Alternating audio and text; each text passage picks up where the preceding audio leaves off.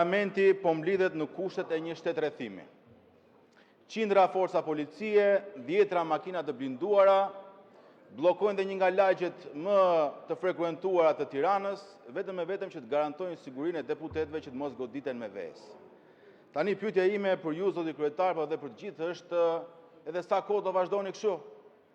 Janë dhe 3 vite deri në përfundimin e kësaj legjislature. Nëse nuk e keni kuptuar që kjo sallë ka humbur legitimitetin, më vjen keq për ju, por nuk është vetëm kjo sallë, po bëhet viti që Edi Rama është kryeministër në mandatin e 4. Nuk ka qeverisur një ditë të vetme në këtë një vit.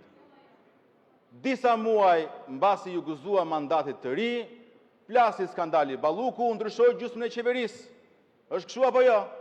Dhe kur mendoi se kishte futur të gjitha në një xhep, po i kontrollonte të gjithë, madje mendoi se ju shkel edhe syri nga shtëpia e bardhë për shkak të investimit të Zvërnec, ndodhi protesta më e madhe qytetare që ka ndodhur në njëherë të 35 vite. Dhe në vend që të hapni veshët se çfarë po ndodh, po e sulmoni siç po ndodhi sërish sot nga kryetari i grupit Balla. Duhet të kuptoni një gjë, kjo qeveri jo vetëm që ka humbur legitimitetin, por tashmë është dhe një kurs përplasje me Bashkimin Evropian. Nuk ka ndodhur që Parlamenti Evropian të mblidhet jashtë radhe dhe me shumicë dërmuese të miratojë rezolut që detyrojë Shqipërinë të ketë moratorium për zonat e mbrojtura. Dhe doli dhe në dokument që ndryshimet me porosi të vitit 2024 Bashkimi Evropian i ka kusht të panegociueshëm për t'u antarësuar në Bashkimin Evropian. Edi Rama thot është ligji më i mirë i bërë ndonjëherë. Tani pyetja është kjo: do zgjedhim Ramën me dhunë në pushtet apo do zgjedhim Bashkimin Evropian, se nuk mund të shkojnë të dyja.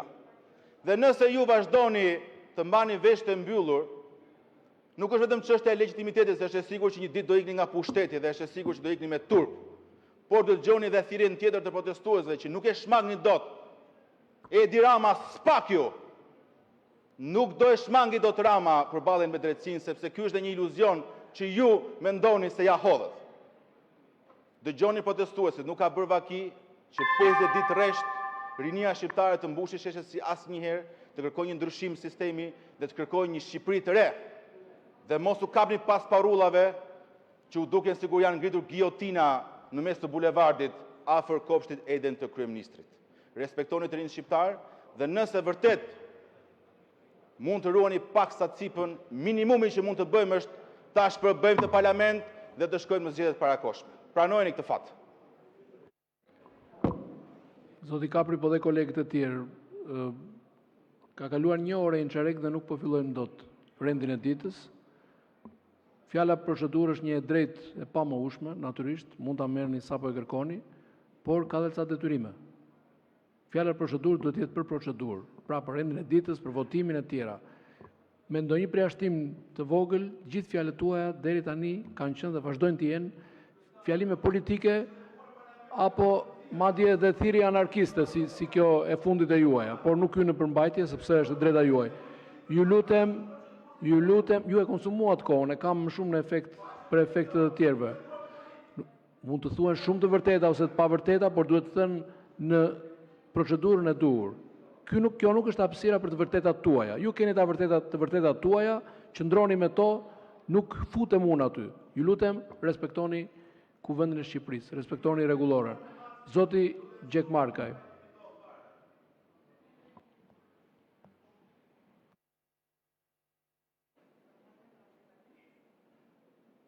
Faleminderit zoti kryetar. Jemi në një moment shumë të rëndësishëm, ndonse një koleg tha që mos flasim paraprakisht, mendoj që është detyra jonë të flasim paraprakisht për reformën territoriale.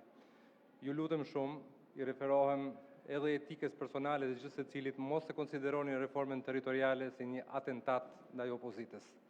Reforma territoriale e konceptuar në këtë mënyrë është atentat ndaj Shqipërisë. E provuar në vitin 2014-2015 beshtoi. Nuk duhet ndodhë përsëri një gjë e tillë.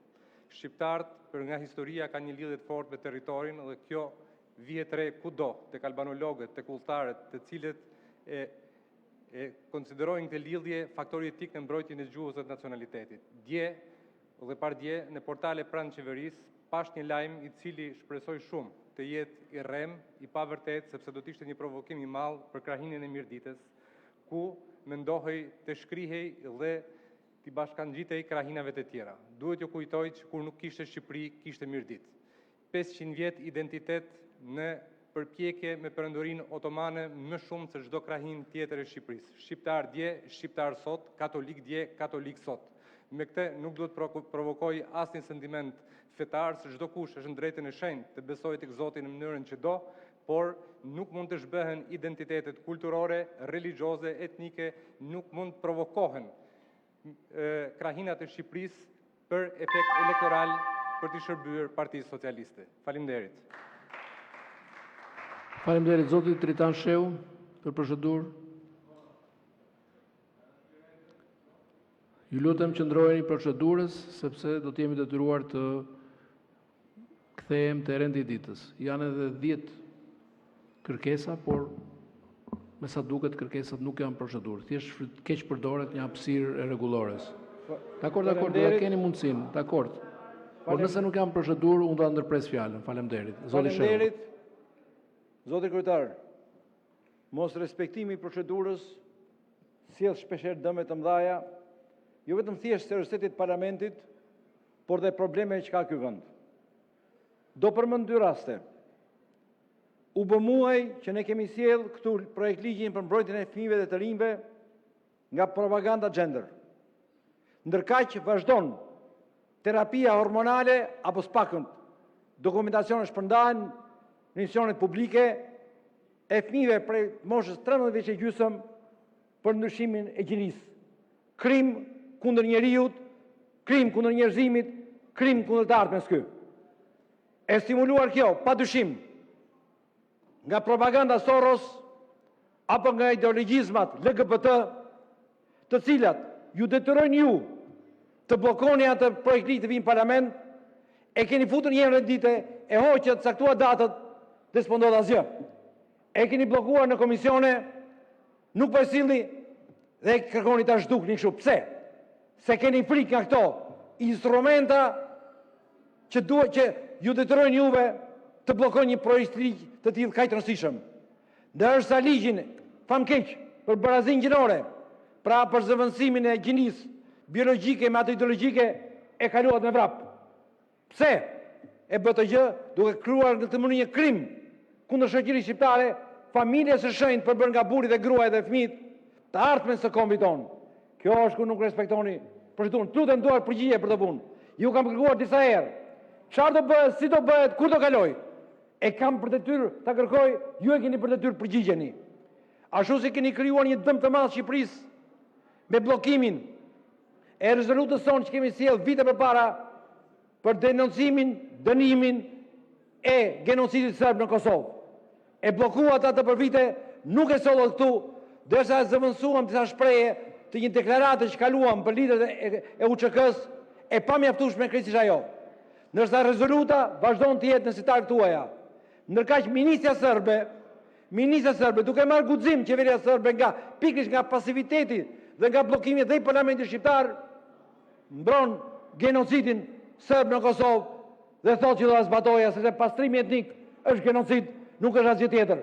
Dhe prapë prapë kërkohet të minimizohet kjo situatë nga qeveria, nga institucionet, bllokohet e komisioni jashtëm në kalimin e kërkesës tonë për të dënuar atë akt të pashëmbëllt të një ministre serbe, dhe ndërkaq rezoluta jonë për dënimin e genocidit serb në Kosovë vazhdon të jetë e fshehur diku, e zëvendësuar disa herë nga ne, po prapë e pasjelltu. Krim kjo, krim mos zbatimi rregullores dhe i procedurave, krim pasojat e saj. Faleminderit. Zoti Xhelal Mziu, më pas zoti Bujar Leskaj. Qëndrojeni procedurës, ju lutem.